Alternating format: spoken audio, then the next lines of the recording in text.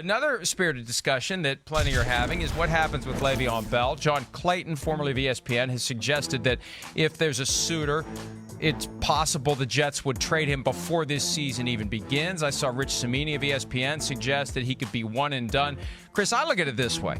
If there would be a team out there that would say, hey, we'll take him for 5 years, $40.5 million, which is what it would be now that the Jets have paid him 12. If the Jets are willing to pay the guy $12 million to never play for them and get whatever they can in return, I could see that maybe a team would be interested. But how can you justify, at a time when you are mired in dysfunction, the idea that you paid the guy $12 million and never actually used him? Yeah, no, I think that's really it. You can't justify that. How are you going to sell that to your fan base? I mean, you're talking about, we just started the segment talking about the dysfunction of the New York Jets, and it's a premier media market, but not necessarily a premier franchise. Oh, and now they're going to trade away some guy that they overpaid for in free agency and taking a lot of flack. So, again, yes, okay. Would they maybe trade Le'Veon Bell away if the situation is exactly right? And, the Jets were going to be on the hook for some of the money and they were going to get the right price tag? Sure, okay, maybe. But I just don't see that happening. I think that's far-fetched. First of all, I don't think there's going to be a market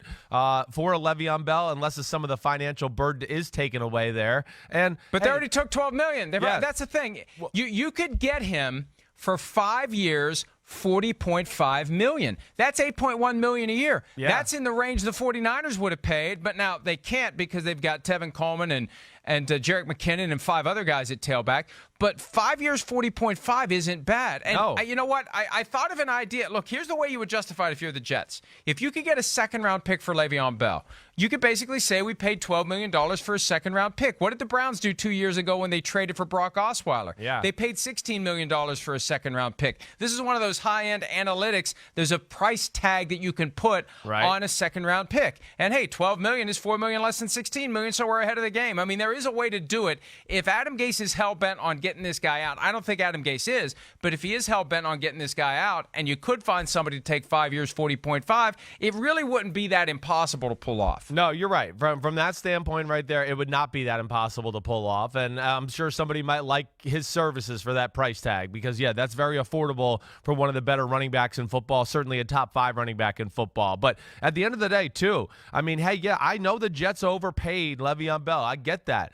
But damn, Le'Veon Bell still, right here just looking at the paper and looking at the roster, he's the most talented, proven commodity on the Jets offense. And if you want to get the Sam Darnold era going and the Adam Gase era going, I mean, to me, Le'Veon Bell, maybe being overpaid, is still incredibly talented, has incredibly different skill set than most running backs in the NFL. And I think he can help that offense out in a lot of different ways and make life easier for Gase and Adam, for Darnold and everybody else. So to me, I mean, okay, maybe they would trade him if it was all, perfect, but I just don't see that happening. And man, would they be opening up a can of worms here in New York.